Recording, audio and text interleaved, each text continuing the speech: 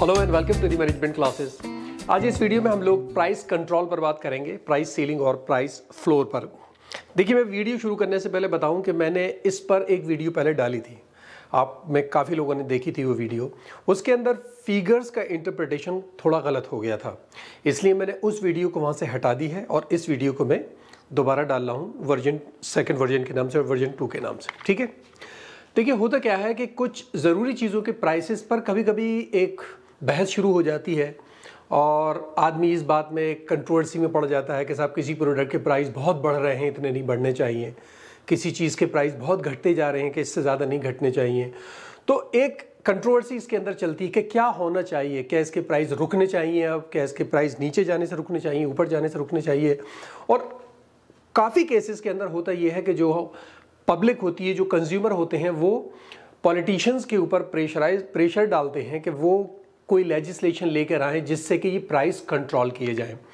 तो वो एक पार्लियामेंट के अंदर या कोर्ट से एक लेजिस्लेशन पास करवाते हैं जो प्राइसेस को एक लेवल से बहुत ज़्यादा ऊपर जाने या एक लेवल से नीचे जाने में काम करते हैं, वो रोकते हैं इसको एक लेवल पर प्राइसेस को।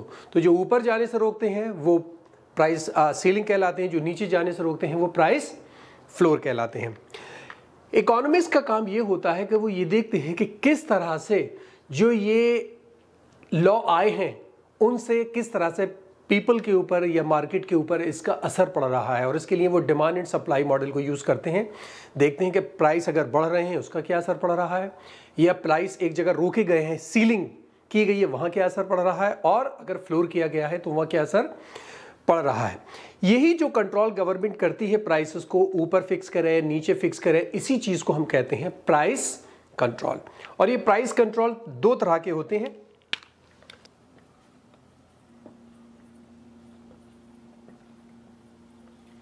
और एक होता है प्राइस फ्लो।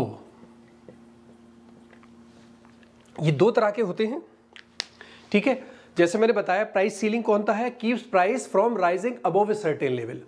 और वो लेवल जो होता है वही सीलिंग कहलाता है, यानी प्राइसेस को एक लेवल पर जाने के बाद कहा जाता है कि इससे ऊपर नहीं जाएंगे।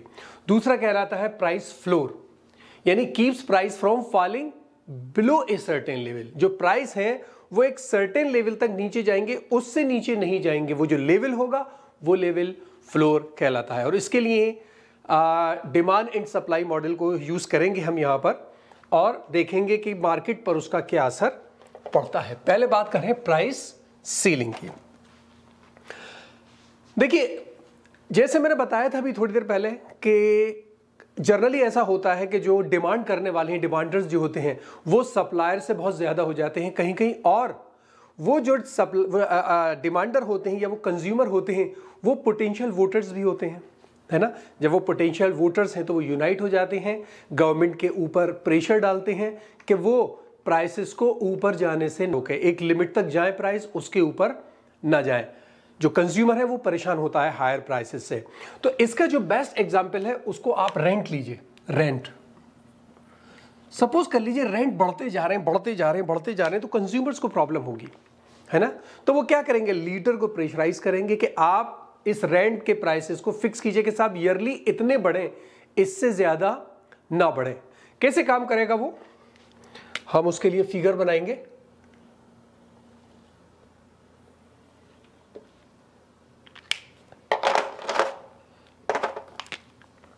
ये डिमांड हो गई, और मैं अलग अलग कलर से इसलिए कह रहा हूं कि बाद में कलर के जरिए हम उसको बता सकते हैं कहां क्या चीज है। तो ये हमारी डिमांड हो गई और ये हमारी सप्लाई हो गई, और ये इक्विलिब्रियम पॉइंट है, यानी इतने क्वांटिटी ऑफ हाउसेस जो हैं वो इस रेंट पर, ये क्या चीज़ है, हमारा रेंट, हमने आर लिख लिया, इस रेंट पर इतने हाउसेस किराए पर दिए जाएंगे। ये यहाँ तक ठीक है।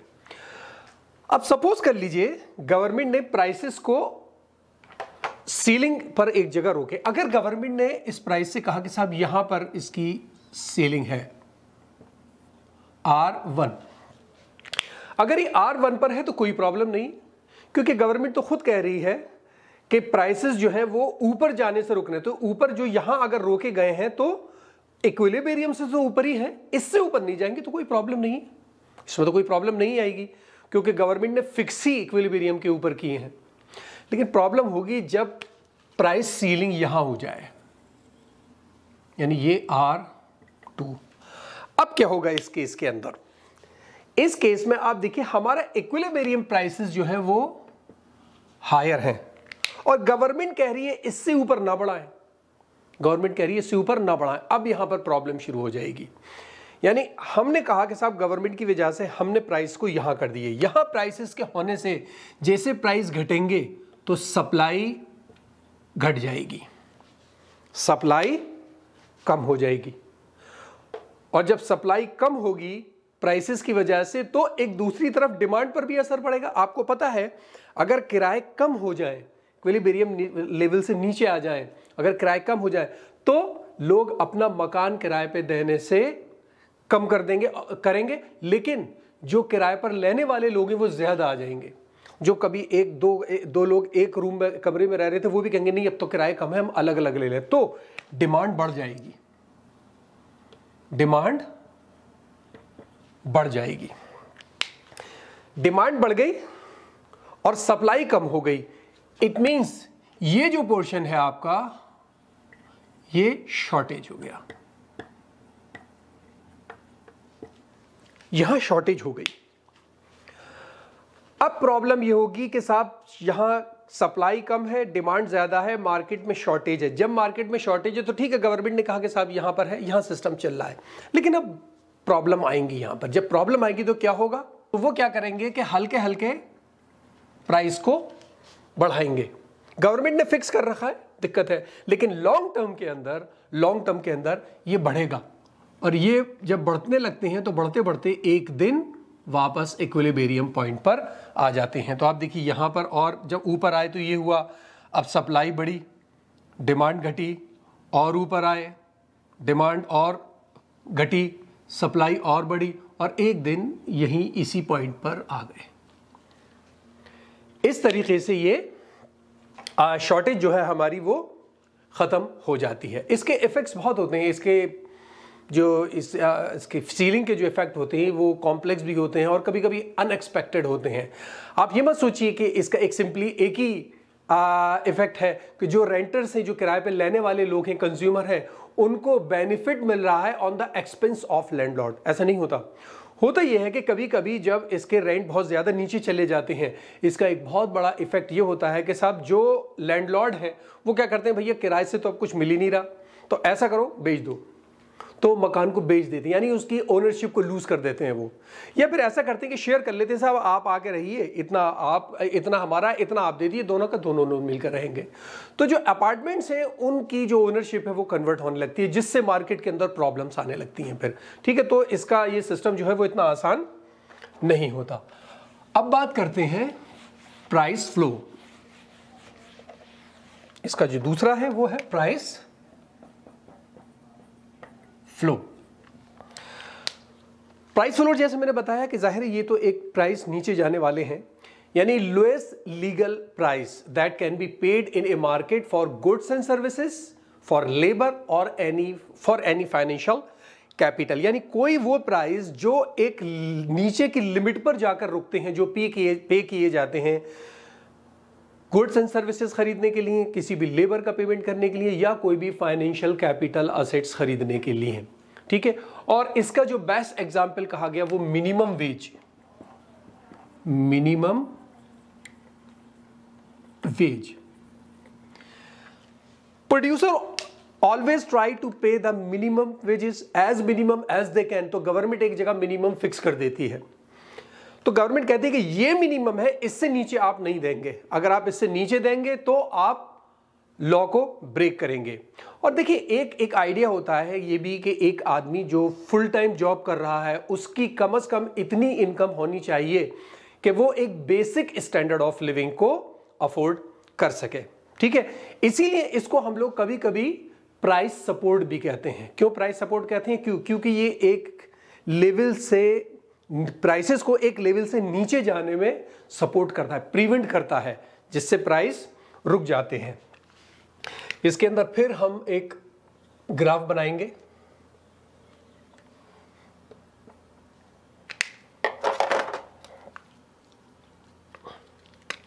ये हमारी डिमांड और ये हमारी सप्लाई। ये हमारा इक्विलिब्रियम पॉइंट और ये हमारी क्वांटिटी और ये हमारी वेज। ठीक है, ये इक्विलिब्रियम पॉइंट पर हम हैं यहां पर कि इतनी क्वांटिटी ऑफ लेबर है और इतनी वेज मार्केट के अंदर चल रही है। ये चीज एक बात हो गई, अब तक क्लियर है। अब गवर्नमेंट लोगों ने, लेबर ने जाके गवर्नमेंट को प्रेशराइज किया कि साहब जो फर्म ओनर है वो वेज कम करते ही चले जा रहे हैं, उसमें प्रॉब्लम हो रही है। तो गवर्नमेंट ने एक लेजिस्लेशन पास किया कि साहब मिनिमम एज बस यहां तक होंगी, इससे नीचे नहीं जा सकती। ठीक है, अब अगर वो मिनिमम वेज यहां पर फिक्स हो जाती हैं W1 तो कोई प्रॉब्लम नहीं, बाइंडिंग नहीं है। जाहिर है मार्केट डिसइक्विलिब्रियम होगी, बाद में फिर इक्विलिब्रियम पर आ जाएगी, लेकिन बाइंडिंग नहीं है यहां पर। क्यों? क्योंकि इक्विलिब्रियम बेस तो यहां पर है और गवर्नमेंट जो फिक्स कर रही है बिलो इक्विलिब्रियम लेवल कर रही है, तो प्रॉब्लम नहीं है। वो कह रही है इससे नीचे नहीं जाएंगे। ठीक है, इससे नीचे नहीं जाएंगे। प्रॉब्लम कहां आएगी? जब प्राइस फ्लोर यहां हो, जब ये फ्लोर हो, जब आपका price floor above the equilibrium आए, तो इसका मतलब गवर्नमेंट कह रही है साहब ये वेज देना है, ये मिनिमम है। जब ये मिनिमम है तो मार्केट के अंदर डिसइक्विलिब्रियम आ जाएगा, मार्केट में डिसइक्विलिब्रियम होगा। अब क्या हुआ, हम वेज की बात कर रहे हैं कि इतनी वेजेस पे जब वेज बढ़ गई, इक्विलिब्रियम से ऊपर चली गई, तो ज्यादा से ज्यादा लोग काम करने के लिए तैयार हो जाएंगे। अब सप्लाई बढ़ गई, जब वेज बढ़ी तो ज्यादा से ज्यादा लोग काम करने के लिए भाग रहे हैं, जो नहीं कर रहे थे वो भी भाग रहे हैं, साहब वेजेस बहुत अच्छी हैं, चलो काम करेंगे। ठीक है, दूसरी चीज, जब वेजेस इक्विलिब्रियम से ऊपर चली गई तो अब यहां पर जो फर्म्स हैं वो कहेंगे कि साहब इतनी वेज हम नहीं दे सकते, उनकी डिमांड घट जाएगी। तो जो लेबर की डिमांड है वो यहां आ जाएगी। अब लेबर की डिमांड यहां है, सप्लाई यहां है, इसका मतलब यहां मार्केट के अंदर एक्सेस सप्लाई हो गई।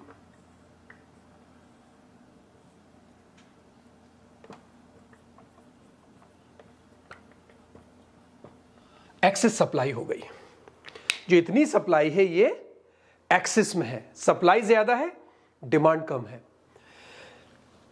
लॉन्ग रन के अंदर जब हम आगे चल के बात करेंगे तो होगा ये कि जब मार्केट के अंदर ये डिसइक्विलिब्रियम ज्यादा हो जाएगा तो प्रॉब्लम आएगी। कुछ लेबर जो है वो तैयार हो जाएगी कि साहब हमारे पास तो जॉब ही नहीं है, बेहतर है कम वेजेस पे काम कर लो। वेजेस इस तरह से हल्के हल्के घटना शुरू हो जाएंगी लॉन्ग रन के अंदर, क्योंकि अभी तो लेजिस्लेशन है, लॉ है। मैं एक सिर्फ मैकेनिज्म बता रहा हूं किस तरह से बढ़ी हुई वेज वापस इक्विलिब्रियम पर आती हैं। तो एक दिन ऐसा आएगा कि ये वापस इक्विलिब्रियम पॉइंट पर आ जाएंगी। जब मान लीजिए अगर ये थोड़ी सी घटी, यहां घटी, तो आप देख लीजिए सप्लाई बढ़ गई, घट गई, डिमांड बढ़ गई। ऐसी यहां आ जाइए तो और होगा, और एक दिन ये वापस यहां और होगा, एक दिन ये वापस अपनी इक्विलिब्रियम लेवल पर आ जाएंगे। ठीक है, तो ये दो बातें याद रखिएगा कि प्राइस सीलिंग अगर इक्विलिब्रियम के नीचे होती है तो बाइंडिंग नहीं है, कोई प्रॉब्लम नहीं है। सॉरी, मैं उल्टा बता गया, पहले प्राइस फ्लोर पे बात करें। प्राइस फ्लोर अगर इक्विलिब्रियम के नीचे है तो बाइंडिंग नहीं है, कोई प्रॉब्लम नहीं है, अपने आप मैकेनिज्म काम कर देगा। लेकिन अगर फ्लोर इक्विलिब्रियम के ऊपर है तो प्रॉब्लम है। सेकेंडली बात, अगर आप प्राइस सीलिंग की बात करें तो अगर प्राइस सीलिंग ऊपर है, इक्विलिब्रियम से ऊपर है तो ठीक है, वो तो पहले से इक्विलिब्रियम से ऊपर है, उससे ऊपर नहीं बढ़ाएंगे। लेकिन अगर प्राइस सीलिंग इक्विलिब्रियम के नीचे हो जाए तब प्रॉब्लम होती है, ये बाइंडिंग है।